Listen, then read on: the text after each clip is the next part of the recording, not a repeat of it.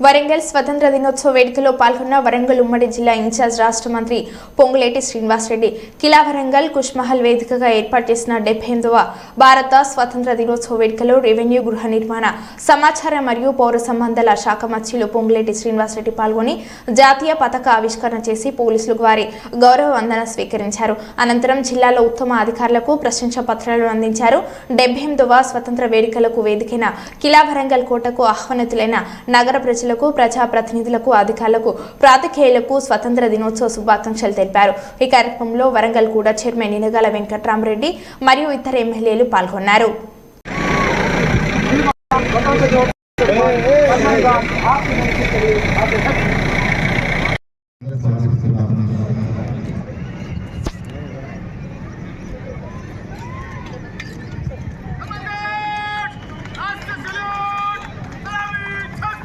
Jargo.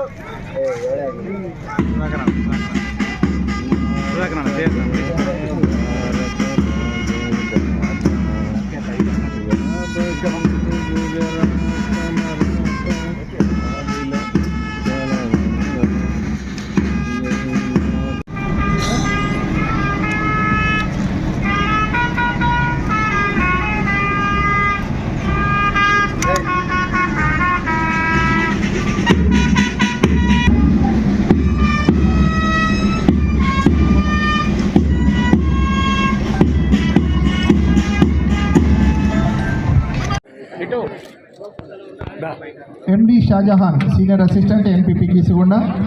Next district panchayat office Warangal నుండి పోతన శ్రీధర్.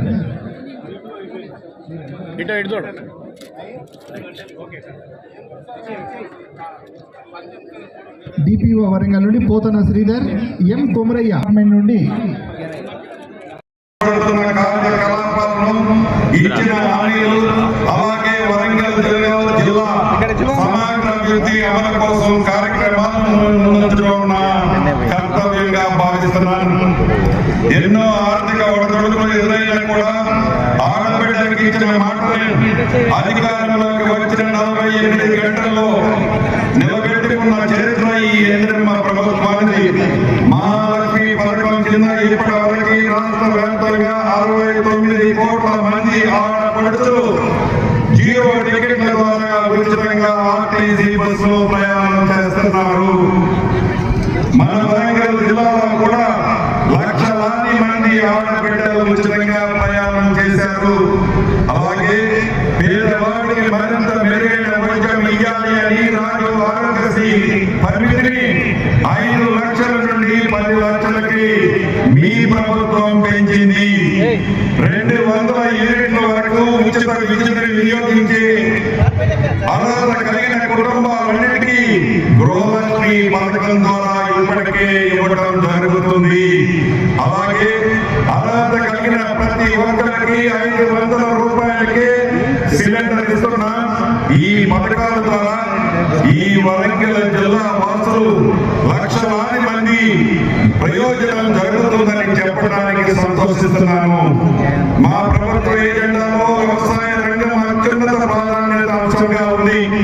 అందుకే ఇటీవల బడ్జెట్ లో వ్యవసాయం దాని అనుబంధ రంగాలకు భారీ మొత్తంలో 72,000 కోట్ల రూపాయలు కేటాయించాం. ఎన్నికల సందర్భంగా ఇవ్వడానికి ప్రభుత్వం ప్రణాళిక రచించింది.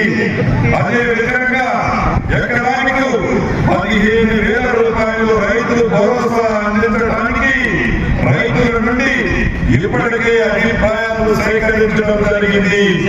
10 ఏళ్ల పాటు ఈ రాష్ట్రాన్ని పాలించిన గత పాలకులు మహా అద్భుతాలు చేశామని, ఎన్నో ప్రాజెక్టులు నిర్మించామని గొప్పలు చెప్పుకున్నారు.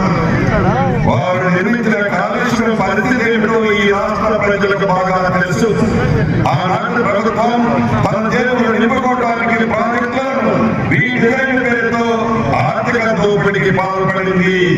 గత ప్రభుత్వం ఈ ప్రాజెక్టుల కోసం వేలాది కోట్ల రూపాయలు ఖర్చు చేసి ఒక్క ఎకరానికి కూడా నీళ్లు ఇవ్వలేని దుస్థితి ఆనాటి ప్రభుత్వానికి ఇంధన ప్రభుత్వం అతి తక్కువ ఖర్చుతో ఎక్కువ ఆయకట్టుకు నీరు ఇవ్వాలనే సదుద్దేశంతో గౌరవ ముఖ్యమంత్రి రేవంత్ రెడ్డి గారు మరియు మా